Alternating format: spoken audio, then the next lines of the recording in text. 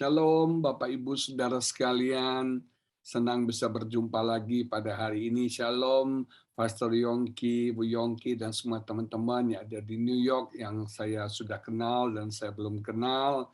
Rupanya kita ada 3 waktu ya, ada pagi, ada sore, ada malam. Luar biasa sekali ya. Sebentar lagi 24 jam semua bisa ikut bergabung. Senang saya pada hari ini di bulan Agustus ini, bulan kemerdekaan bagi kami di Indonesia. Walaupun banyak tantangan, tapi saya melihat kemerdekaan tahun ini luar biasa, aksi-aksi heroik, bagaimana bangsa ini cinta dengan negaranya sendiri. Dan seperti tadi kalian nyanyikan God Bless Amerika, God Bless Indonesia juga. Haleluya. Nah, pada hari ini saya ingin berbicara tentang watch and pray. Ada satu kebenaran yang tiba-tiba Tuhan taruh di hati saya dan saya mau bagikan buat setiap kita. Watch and pray, berjaga-jaga dan berdoa. Satu hal yang luar biasa, Alkitab selalu menghubungkan antara berjaga-jaga dan berdoa. Jadi doa merupakan sarana untuk kita bisa berjaga-jaga. Jadi kita bisa berjaga-jaga dan berjaga-jaganya di dalam doa. Nah, kita mau lihat dulu apa sih arti berjaga-jaga. Dalam kamus, arti kata berjaga-jaga yang pertama adalah giving careful attention so as to notice what is happening. Memberikan perhatian yang seksama, yang serius, yang sungguh-sungguh terhadap apa yang terjadi di sekitar kita.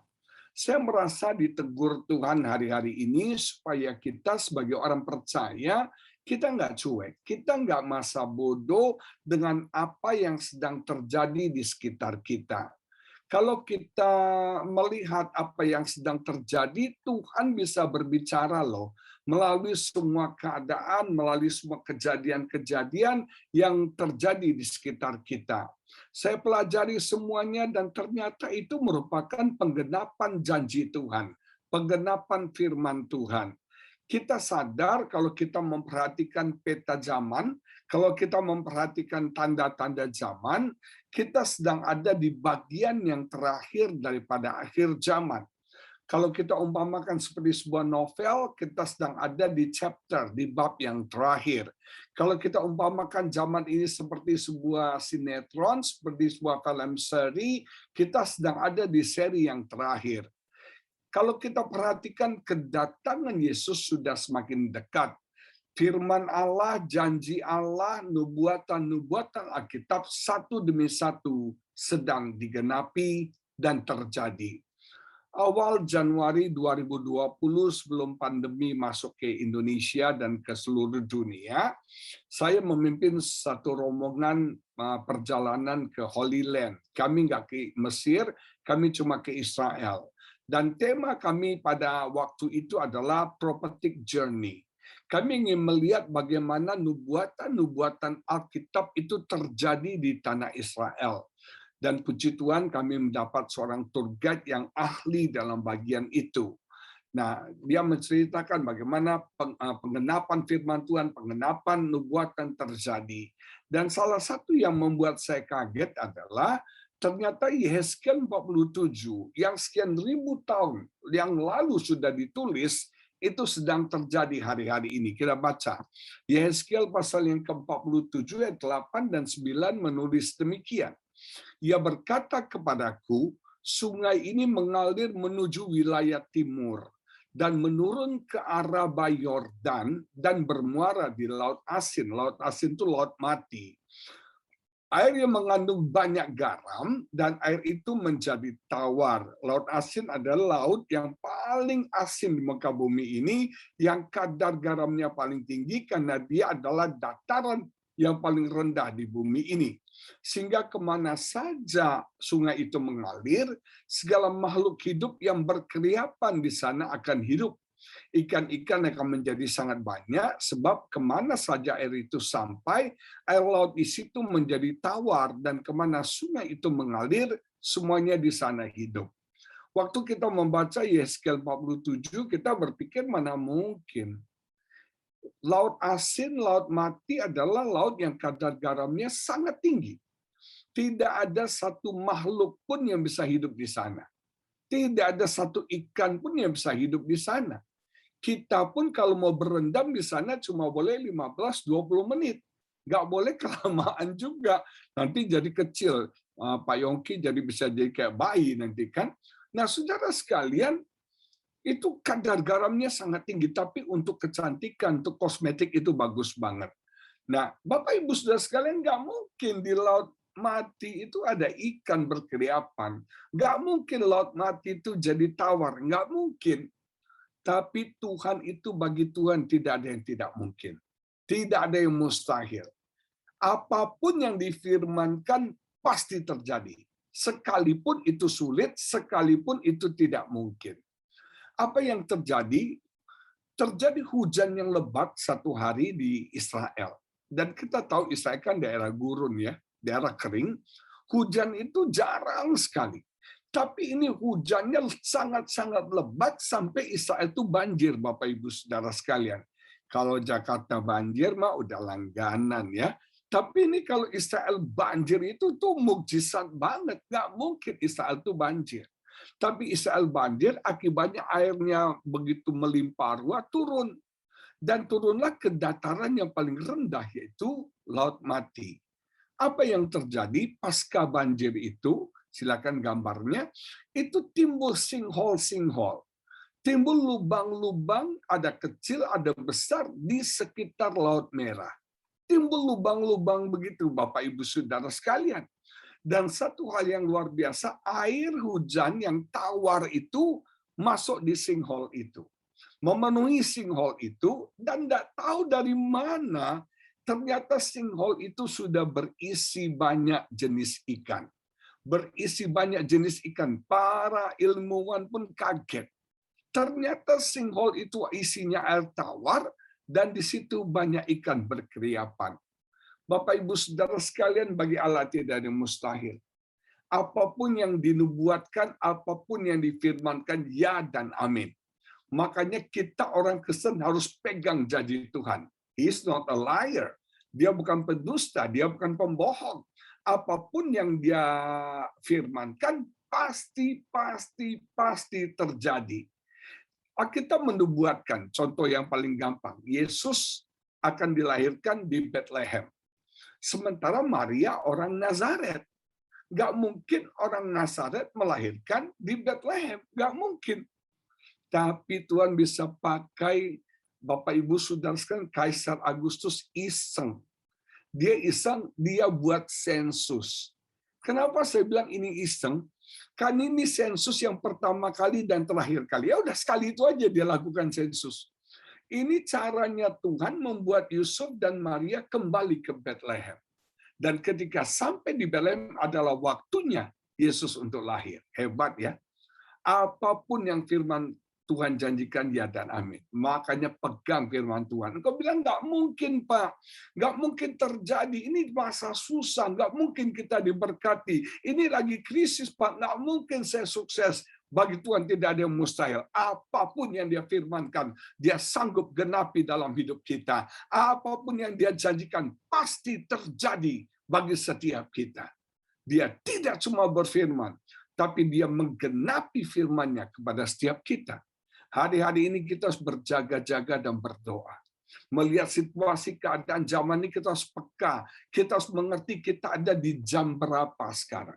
Dan itu membuat saya awake, saya sadar, saya bangun dalam kehidupan saya, supaya kita berjaga-jaga. Kita nggak tahu kapan waktunya. Nobody knows, tidak ada yang tahu Bapak Ibu Saudara sekalian. Hanya Bapa di surga yang tahu.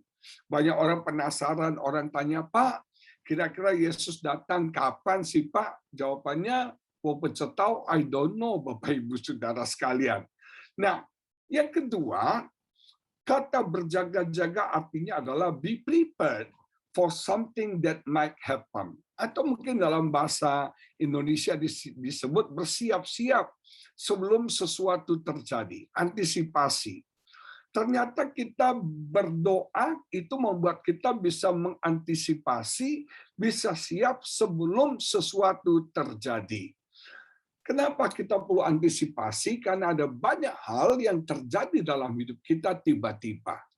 Banyak hal terjadi dalam hidup kita suddenly, sekonyong-konyong. Kita nggak pernah duga, kita nggak pernah kira, kita nggak pernah perhitungkan, kita nggak pernah predik sama sekali apa yang sedang terjadi dalam hidup kita, baik ataupun buruk. Ada banyak hal yang kita nggak duga bisa terjadi dalam hidup kita. Satu hari Yesus bertolak ke seberang, ke Gerasa, mengajak murid-muridnya naik kapal. Danau Galilea adalah danau yang sangat teduh biasanya. Dan mereka nelayan yang sudah biasa untuk bekerja di Danau Galilea. Tiba-tiba dikatakan datang angin topan yang sangat dahsyat. Dalam bahasa Inggris bagus banget, the great tempest, bukan cuma badai. This is a great tempest, satu badai yang sangat dahsyat. Seorang ahli Alkitab membahas itu kemungkinan adalah ada earthquake, ada gempa bumi di bawah laut sehingga akhirnya naik airnya, saudara sekalian, seperti tsunami begitu. Bayangkan satu badai, satu goncangan yang sangat dahsyat dan kapal mereka hampir tenggelam. Itu datangnya tiba-tiba. Itu datangnya sekonyong-konyong. Nggak pernah duga, nggak pernah kira, makanya murid-murid itu panik. Nah, Bapak Ibu Saudara sekalian, masalah yang kita alami datangnya tiba-tiba, datangnya sekonyong-konyong. Saya nggak pernah menduga bahwa saya akan mengalami gagal ginjal. Saya nggak pernah menduga bahwa ginjal saya akan bocor. Itu waktu pulang dari Amerika loh. Waktu saya mau ke Amerika, tensi saya tinggi, Pak Yongki masih ingat ya? Tensi saya tinggi, nggak turun-turun. Akhirnya waktu saya di airport Cengkareng mau berangkat ke Dubai, terus transit Dubai mau ke Amerika, waktu itu saya khawatir karena muka saya merah. Jadi di airport Cengkareng saya sempat dicek tensi saya agak tinggi, dan kemudian dokter bilang nggak apa-apa, bisa terbang, saya dikasih obat untuk menenangkan diri. Transit di Dubai, saya masih ingat saya naik Emirates waktu itu, di delay. Karena waktu itu badai salju di New York. Aduh, I miss the snow in New York ya. Badai salju di New York, akhirnya kami delay. Nah, saya terpaksa istirahat di Dubai dan kemudian akhirnya terbang ke New York. Nah, sampai di New York, puji Tuhan bisa pelayanan. Waktu di villa saya sempat mau khotbah, mau ke mimbar, saya jatuh di tengah perjalanan. Nah, istri saya udah khawatir sekali. Begitu pulang dari Amerika, berapa minggu kemudian saya masuk rumah sakit. Ternyata tensi saya nggak turun-turun dan ginjal saya bocor. Saya nggak pernah duga, saya nggak pernah kira, bayangin ya, pendeta mirip Vincenzo gini ya, mirip Hyun Bin, mirip Sun Jong Ki, itu ginjal bocor. Wow, gimana ini ceritanya kan? Nah, saya mau beritahu Bapak Ibu, sekonyong-konyong tiba-tiba saya punya teman, dia lagi doa, ada doa puasa di satu tempat, dia naik mobil. Begitu selesai doa puasa, bukan dapat berkat, mobilnya hilang, Bapak Ibu Saudara sekalian. Sekonyong-konyong, tiba-tiba, nggak diduga, nggak disangka, nggak dikira. Saya punya teman liburan ke Eropa, dia ke Italia dan sekitarnya, udah belanja banyak barang, mau pindah kota. Waktu pindah kota, dia sewa mobil. Waktu itu si suaminya bilang, kita check-in hotel dulu. Istri bilang, nggak usah, kita langsung shopping, kita langsung jalan. Akhirnya mereka jalan, nggak tahu mereka parkir di mana. Begitu mereka masuk, mereka mau beli belanjaan, mereka mau buka bagasi mobilnya, ternyata semua barangnya sudah lenyap, ludes dicuri orang. Tiba-tiba, sekonyong-konyong. Sekonyong-konyong, semua barang, cuma ada tinggal baju yang ada dipakai aja. Semua hilang. Bahkan coklat-coklat dibeli oleh-oleh, semua hilang, Bapak Ibu Saudara sekalian. Banyak hal terjadi tiba-tiba, banyak hal terjadi sekonyong-konyong. COVID-19 ini, siapa yang pernah kira sih? Saya pikir tadinya Amerika negara adijaya, ya nggak akan terkena COVID, ya. Betul nggak? Ternyata kena COVID juga. Saya pikir Indonesia negara yang tropis, nggak mungkin ada COVID. Banyak teman-teman bilang gini di awal COVID itu, nggak mungkin COVID masuk Indonesia. Itu yang ngomong dokter loh. Karena COVID itu cocoknya di iklim dingin. Dia nggak cocok di iklim tropis seperti di Indonesia. Nggak bisa dia hidup, dia mati. Ternyata di iklim tropis dia merajalela sekarang kan. Bahkan teman saya bercanda, nggak mungkin COVID bisa masuk Indonesia. Karena virus di Indonesia itu jauh lebih ganas dari COVID-19. Ada DBD, malaria, tifus, betul nggak? Nah, Bapak Ibu, ternyata COVID masuk. Tadinya varian Alpha, sekarang varian Delta, nggak tahu varian apa lagi nih kan. Nah, mungkin Kappa yang the next-nya. Nah, kalau kita melihat keadaan ini suddenly, tiba-tiba, sekonyong-konyong, banyak orang nggak siap. Banyak orang bingung. Para dokter-dokter bingung. Di awal 2020 teman saya terpapar virus, dokter bilang, saya tidak tahu apa obatnya, saya nggak tahu apa terapinya, saya nggak tahu apa treatmentnya, kita coba aja. Kita coba aja, untung-untungan. Bayangin, tiba-tiba, sekonyong-konyong, kita nggak pernah harapkan. Kalau soal DVD, Indonesia udah jago. Menyembuhkan demam berdarah, Indonesia udah jago. Amerika mungkin belum tentu ya. Kalau masalah apa yang masalah-masalah DBD, tifus, Indonesia itu jago, Bapak Ibu Saudara sekalian. Karena memang penyakit banyak orang ya. Amerika nggak ada kali ya. Nah, Bapak Ibu Saudara sekalian, kita udah siap, tapi sesuatu yang baru, masalah, tantangan yang baru membuat kita kaget. Nah, Alkitab berkata, be prepared. Kita harus siap sebelum segala sesuatu terjadi. Artinya apa? Berdoalah sebelum pencobaan datang. Berdoalah sebelum masalah datang. Berdoalah sebelum keadaan pencobaan, masalah, tantangan kita alami dalam hidup kita. Bukan sebaliknya. Maaf ya, kita orang Kristen nih sudah dihadang krisis dulu baru berdoa. Baru berpuasa, baru cari Pak Yongki, tolong doain Pak Yongki, ini gimana? Rumah tangga saya, Pak Yongki. Betul nggak? Kita tuh sudah krisis dulu, baru kita datang cari Tuhan. Mestinya kita doa dulu sebelum krisis datang. Bapak Ibu Saudara sekalian, Yesus berpuasa dulu loh 40 hari. Setelah berpuasa 40 hari baru pencobaan datang. Yesus menang, Anda enggak. Anda enggak puasa-puasa, enggak doa-doa, pencobaan datang ya. Masalah kan? Betul enggak?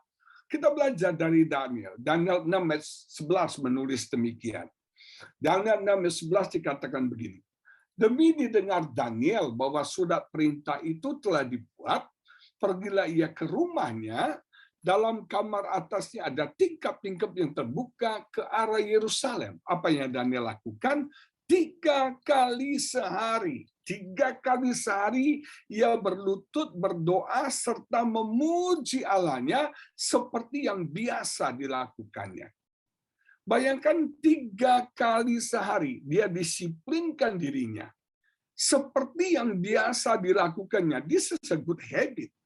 Daniel mendisiplinkan, memelatih dirinya, membiasakan dirinya untuk berdoa, untuk berlutut, untuk memuji Allahnya. Ini devosinya kepada Tuhan. Dan dia biasakan, dia disiplinkan, dia latih dirinya. Bapak, Ibu, Saudara sekalian, Daniel ini pejabat tinggi pemerintahan pada waktu itu. Dia orang sibuk, tapi dia selalu meluangkan waktunya 3 kali sehari untuk berdoa. Saya belajar satu hal. Kita tidak akan pernah punya waktu untuk hal yang rohani kalau kita tidak pernah luangkan waktu kita. Sekali lagi, kita tidak pernah punya waktu untuk hal yang rohani kalau kita tidak pernah luangkan waktu kita. Kalau kita survei sekarang nih ya, Anda paling banyak menghabiskan waktu Anda buat apa? Anda, kita semua di generasi yang hidup di tahun 2021 ini, kita paling banyak menghabiskan waktu kita untuk apa? Untuk ini, Bapak Ibu Saudara sekalian, gadget. Kita nggak lepas dari gadget, dari media sosial, Facebook, YouTube, dari semuanya lah. WhatsApp, sibuk aja, balas WhatsApp, sibuk aja. Kita ini 24 jam. Selama pandemi ini, saya mau cerita jujur ya, selama pandemi ini kan saya kerjanya pakai ini beginian semua nih sekarang. Karena itu tanpa sadar jadi terikat loh. Sekarang ini jujur ya, kalau saya nggak pegang handphone ini, ada something missing in my heart. Gila. Ada sesuatu yang kosong di hati saya. Kayaknya kok nggak pegang ini, kayaknya ngapain lo ya? Kayaknya kok mesti ngapain nih kok? Kayaknya kalau nggak pegang handphone ini rasanya nggak nyaman. Benar. Tapi kemudian saya sadar ini nggak benar. Kalau saya nggak pegang handphone, saya nggak nyaman. Sementara saya nggak pegang istri saya santai-santai aja gitu ya. Ini kan yang nggak benar, ini salah ini.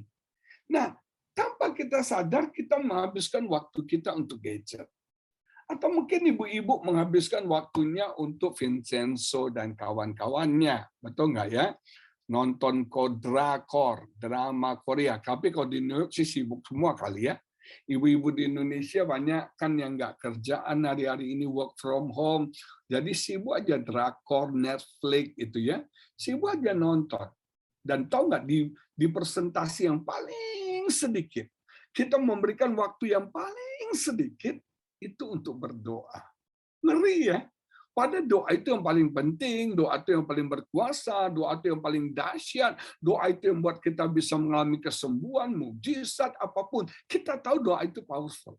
Tapi kita ironis yang memberikan waktu yang sangat sedikit sekali untuk doa. Maka dari itu, Jemaat BMC New York dan semua saudara yang ada di Indonesia, ada di West Coast, yang ada di East Coast, ayo kita luangkan waktu kita untuk berdoa. Kita tingkatkan kehidupan doa kita. Intensitas dan kualitas doa kita harus kita tingkatkan hari-hari. Kita berjaga-jaga. Dan kita berjaga-jaga di dalam doa.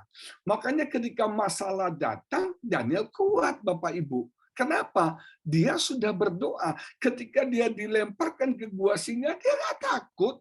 Dia nggak gentar. Dia sudah berdoa dan dia melihat mukjizat Tuhan luar biasa. Singa-singa itu pada udah kenyang semua, betul nggak? Mereka lihat Daniel nggak lihat daging lagi, nggak tahu lihat apa. Bayangkan, luar biasa sekali. Daniel bisa kuat sampai akhirnya raja bertobat, Bapak Ibu. Raja bilang, wah luar biasa sekali. Allah yang kau sembah, Allah yang luar biasa. Mari Jemaat New York, hari-hari ini kita harus berjaga-jaga dan berdoa. Ada 3 hal yang saya mau sampaikan. Yang pertama kita baca, Matius 26:41 menulis demikian. Matius 26:41 menulis begini. Berjaga-jagalah dan berdoalah. Ini perintah ya. Ini perintah adalah berjaga-jagalah dan berdoalah supaya kamu jangan jatuh ke dalam pencobaan. Roh memang penurut, tapi daging lemah. Roh penurut, daging lemah. Ayat ini diucapkan Yesus di Taman Getsemani. Taman Getsemani adalah momen agony bagi Yesus. Kalau kita pelajari kata agony itu bagi orang Amerika adalah intense konflik yang terjadi dalam batin.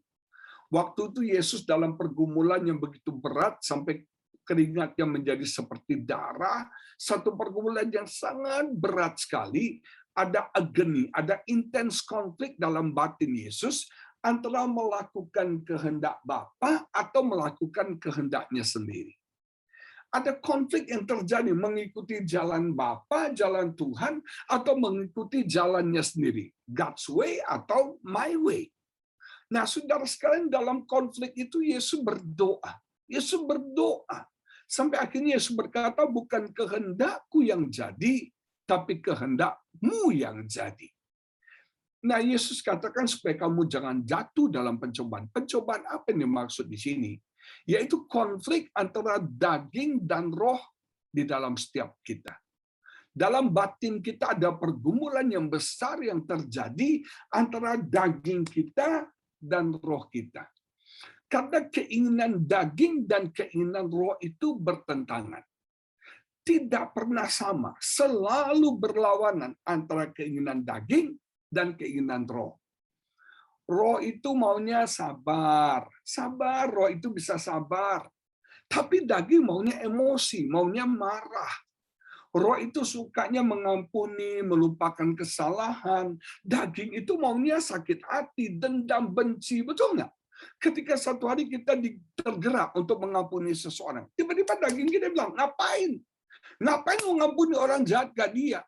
Orang ke dia nggak akan bisa berubah. Ngapain? Betul nggak? Daging ini berontak.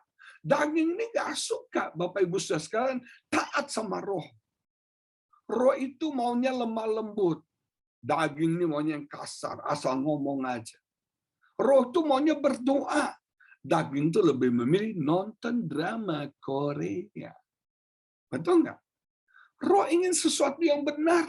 Tapi daging selalu ingin yang jahat. Sampai Paulus katakan, aku ini manusia celaka. Aku ingin melakukan yang baik, yang benar, yang Tuhan mau. Tapi aku selalu kalah, selalu jatuh. Karena apa? Masalah daging. Daging dan roh ini berontak. Dan jujur, dulu yang menang bagi saya selalu daging. Saya mau sabar. Saya mau sabar nih. Tapi begitu terpancing, marah. Ya kan? Saya udah mau ngampuni, tiba-tiba timbul sakit hati lagi. Tapi sekarang saya mengerti. Bagaimana caranya supaya daging kalah, roh kita kuat. Caranya berjaga-jaga dan berdoa. Dengan kita berdoa, roh kita jadi kuat. Dan karena roh kita jadi kuat, daging ini akan kalah, Bapak Ibu Saudara sekalian. Kita akan jadi manusia yang rohani. Caranya apa? Dengan berdoa.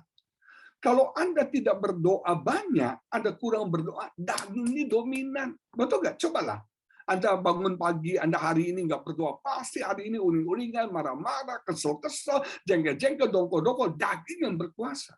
Tapi kalau Anda doa dengan luar biasa, maka roh Anda akan menang. Anda penuh sukacita, penuh damai sejahtera, Anda bisa bergembira sepanjang hari ini.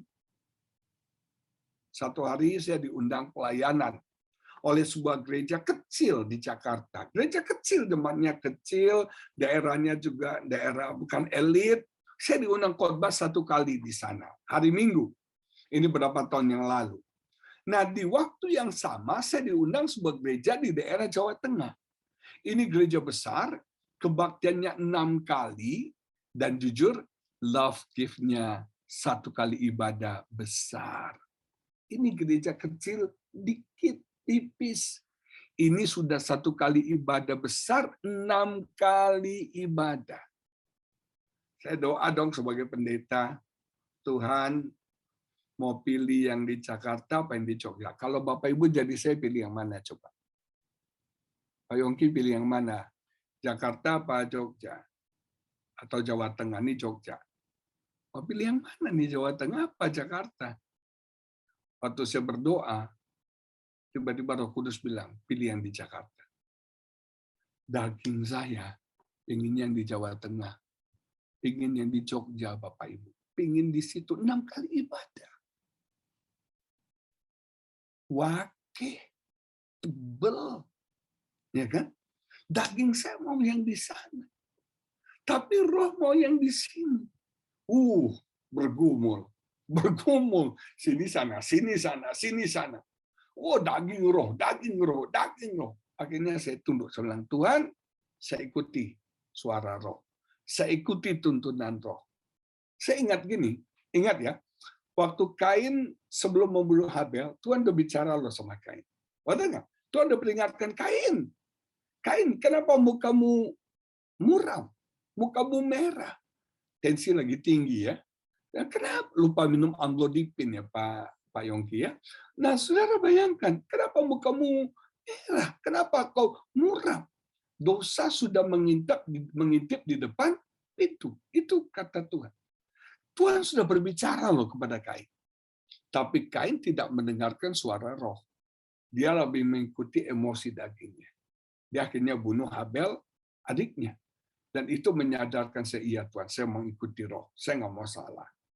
Akhirnya saya batalkan yang di Jawa Tengah. Jujur ya, waktu yang Jawa Tengah saya batalkan, sakitnya.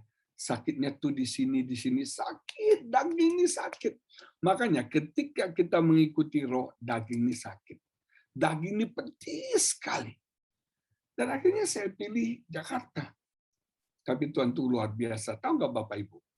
Hari itu di Jogja, di Jawa Tengah, itu terjadi gempa bumi yang sangat dahsyat. Dari Bantul itu semua bangunan runtuh, banyak orang yang jadi korban. Dan di situ saya berkata, Tuhan luar biasa ya. Kalau saya pergi ke sana, Saya jangan-jangan bisa jadi korban gempa. Dan nggak bisa khotbah juga. Nggak bisa pelayanan juga. Gereja tutup hari itu. Dan Tuhan tahu yang terbaik buat kita. Makanya jangan jatuh dalam pencobaan. Antara roh dan daging.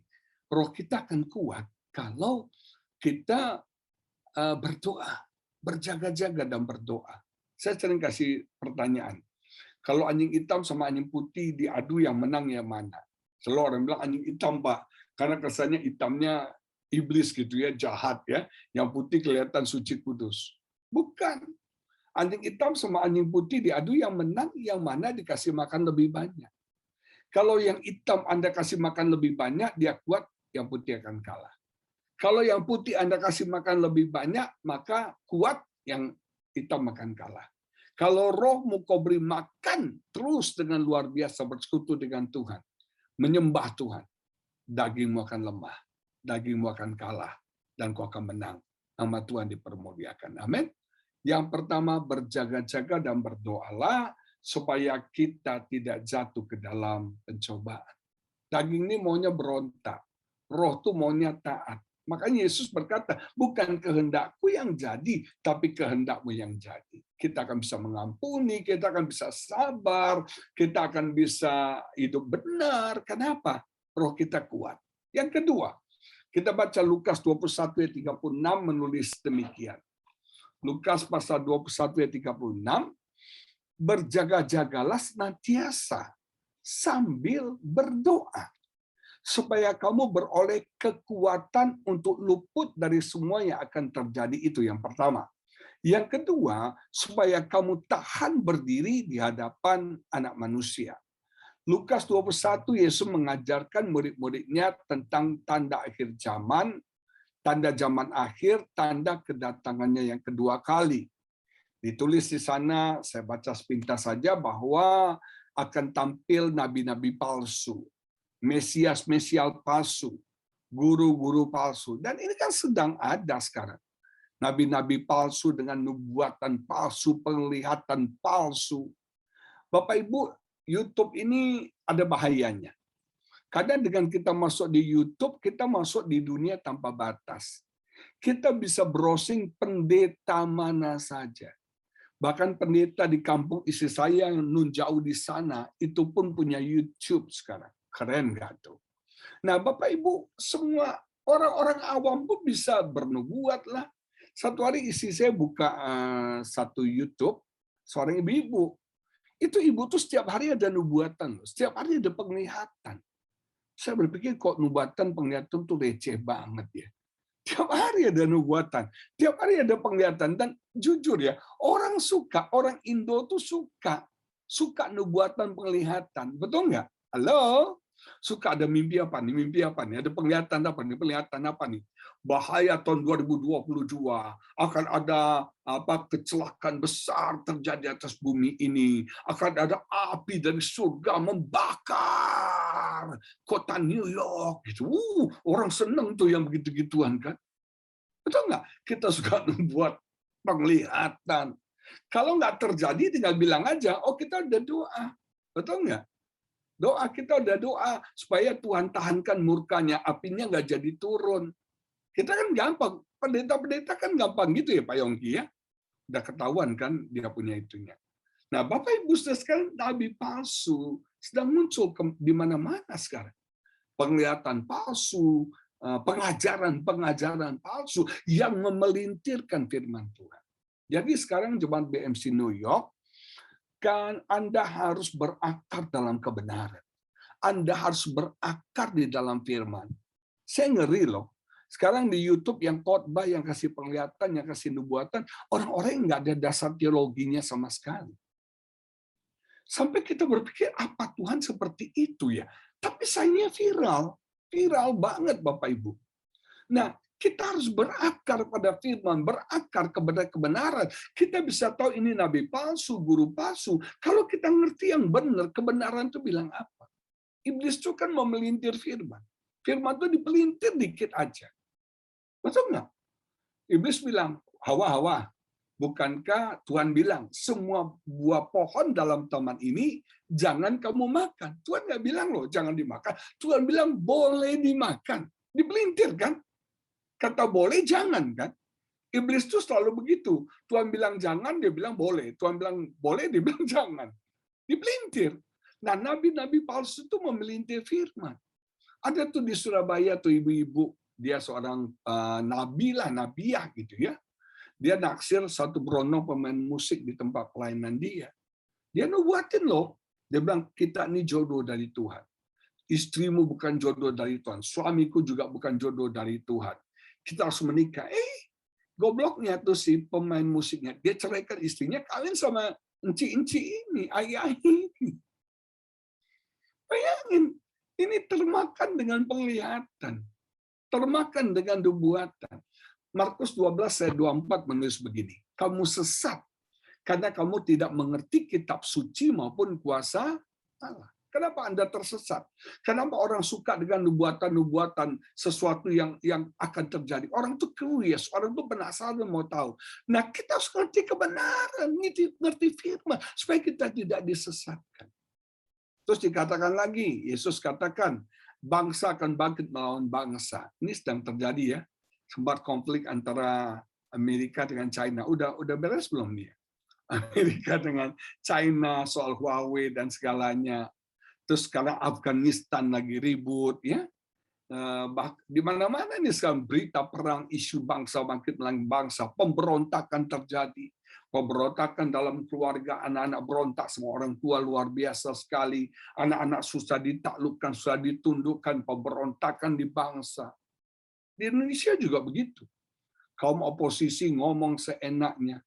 Kemarin Pak Jokowi di sidang MPR 17 Agustus itu kan pakai baju badut, itu pun diledekin habis loh. Dihina-hina. Sekarang Bu Mega tampil, kasihan Pak Jokowi. Dihina terus, dibilang ini, dibilang itu, dibilang ini. Orang tuh semuanya sampai ada satu tag yang sempat ini turunkan Jokowi. Itu kan jahat banget. Dan itu adalah firman Tuhan, pemberontakan terjadi. Kita melihat, dan dalam Lukas 21 dikatakan hari-hari ini akan ada orang-orang yang takut, ngeri, cemas, bahkan banyak orang yang mati karena ketakutan. Gara-gara virus ini kan kita mati ketakutan. Takut, hati-hati banget. Orang ketakutan semuanya luar biasa. Karena virus Alpha, Delta ini itu nyebarnya cepat sekali. Makanya klaster yang paling banyak sekarang terjadi di Indonesia adalah klaster keluarga. Dalam salah satu terjemahan bahasa Inggris dikatakan coming horrors. Ada horor yang mengerikan yang akan datang. Dan orang akan menjadi takut dan gentar. Tapi apa hal yang luar biasa, Tuhan katakan tadi dalam ayat yang kita baca, semuanya akan terjadi. Semua ini akan terjadi, tetapi kamu akan beroleh kekuatan untuk luput dari semuanya itu.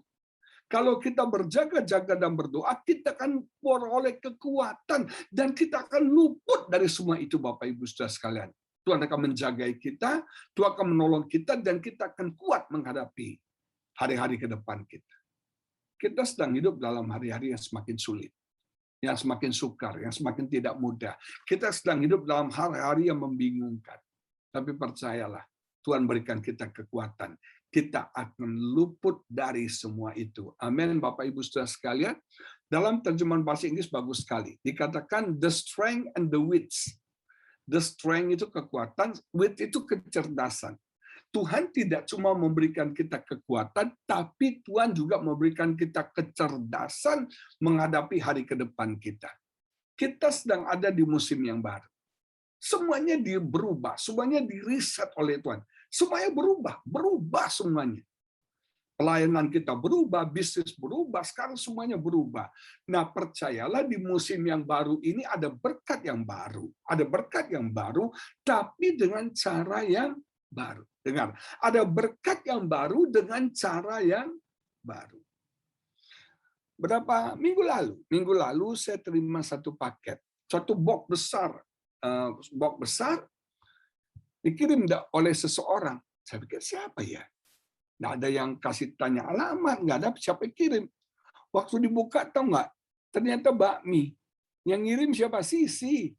Sisi ngirim bakmi buat kami. Itu bakmi Aon tuh legend banget. Ya, bapaknya Sisi baru meninggal ya.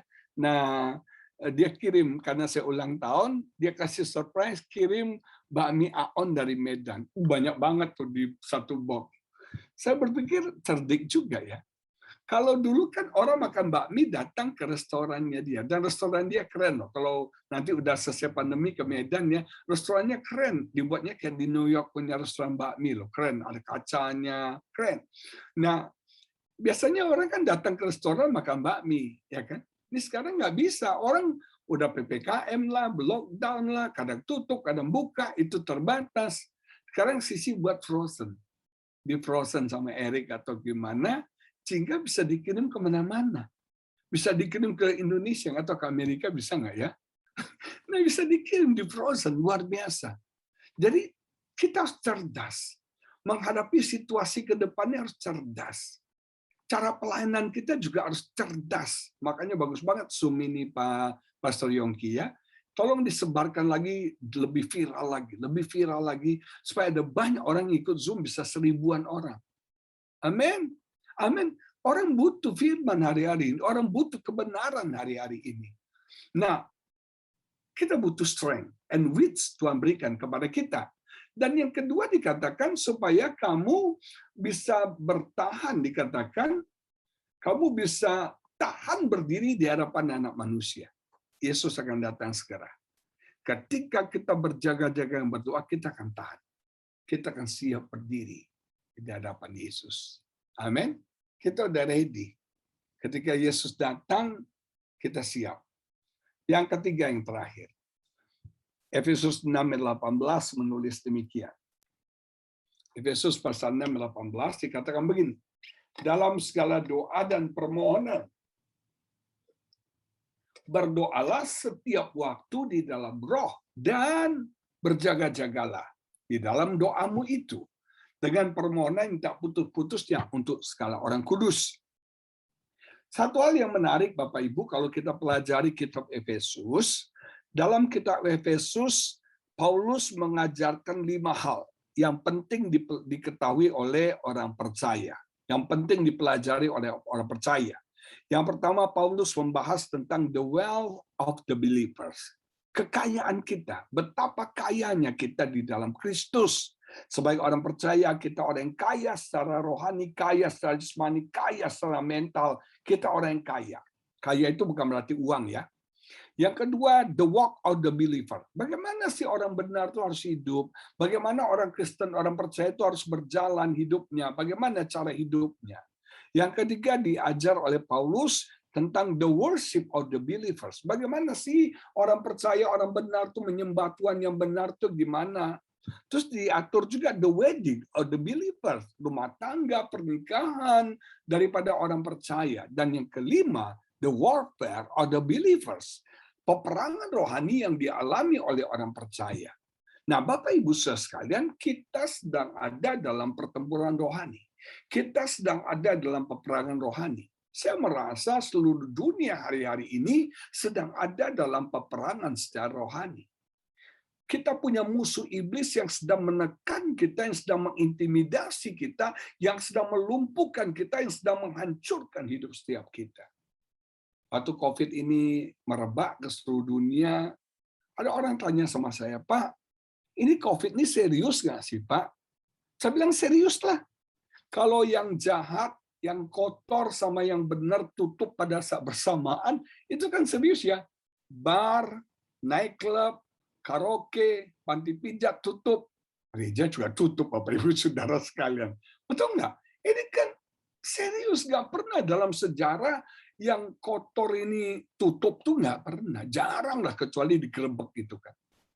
Nah, saudara sekalian, kita sedang ada dalam peperangan secara rohani. Kita sedang ada. Kita jangan tertipu oleh strategi, tipu muslihat, oleh trik-trik daripada si iblis. Dan kita harus berjaga-jaga dan berdoa. Saya masuk lebih dalam sedikit aja. Paulus menggambarkan kepada kita, musuh kita itu bukan person iblis loh. Dengar ya, musuh kita bukan personnya iblis. sorry ya. Kalau person itu kan satu orang. No. Musuh kita tuh the kingdom of the devil. The kingdom of the darkness. Iblis itu punya kerajaan, punya sistem, punya aturan, punya struktur. Makanya kalau kita gereja pelayanan nggak punya struktur, ngeri sekali ya belajar itu. Iblis tuh punya hierarki, punya struktur yang rapi, yang proseduralnya jelas. Bisa ditampilkan mungkin yang selanjutnya. Di atas setan, kepalanya. Setan punya pemerintah-pemerintah.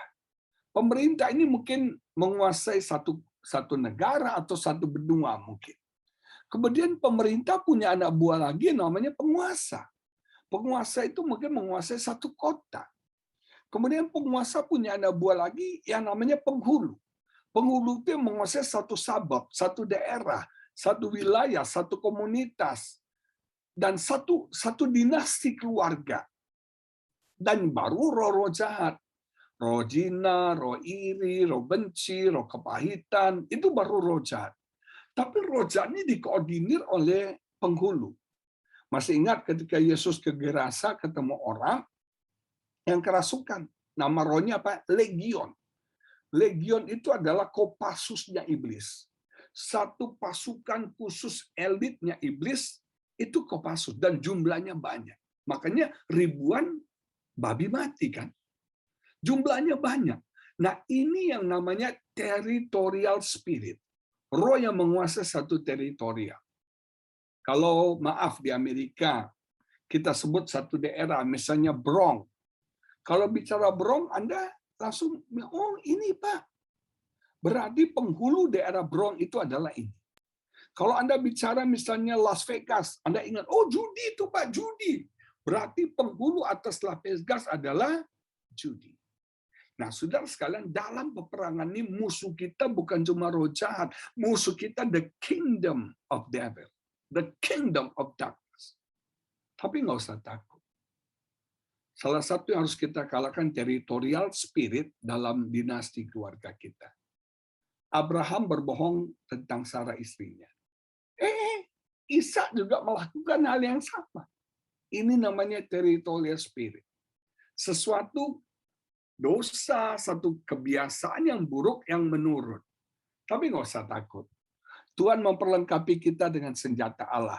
Gambar berikutnya, silakan. Nah, ada dua senjata. Yang pertama, senjata untuk bertahan.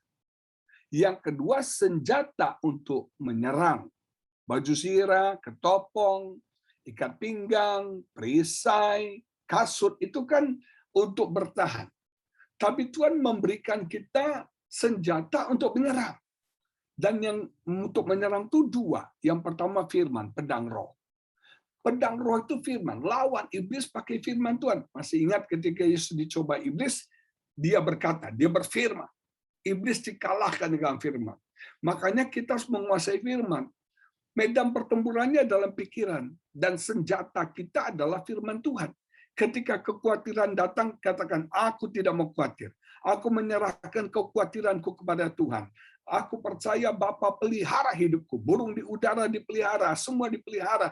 Nah, kita lawan iblis dalam pikiran kita dengan firman Tuhan. Pakai firman. Pakai firman. Ketika mungkin ketakutan datang, aku tidak takut. Tuhan sudah menyelamatkan aku. Kadang-kadang saya takut virus itu. Saya tidak akan tertular. Saya tidak akan terdampak dari virus COVID-19 ini. Awal-awal saya khawatir Bapak Ibu, nggak ada pelayanan. Ini income-nya, berkatnya gimana hidupnya. Saya katakan, saya nggak mau khawatir. Bapak pelihara hidup saya. Dan luar biasa. Selama setahun lebih, Bapak buktikan Bapak pelihara hidup saya. Saya diberkati di tengah-tengah COVID ini. Yang kedua, senjata menyerang adalah doa. Ketika kita berdoa, kita lagi ngebom kubunya iblis. Doa. Doa. Dalam peperangan ini, kita perlu banyak doa. Doa yang menjadi senjata kita untuk menyerang. Dan Alkitab berkata, Efesus 6 tadi di bawahnya berkata, supaya kita berdiri setelah peperangan usai. Gambar terakhir. Saya berdoa semua jemaat di MC New York, perang sudah selesai. Tapi si pasukan ini tetap berdiri. Tantangan, persoalan boleh datang bertubi-tubi. Tapi kita akan tetap kuat berdiri. Kita akan tetap teguh. Apa yang buat kita teguh? Apa yang buat kita menang? Karena kita berjaga-jaga dan kita berdoa. Haleluya. Watch and pray. Berjaga-jaga dan berdoa.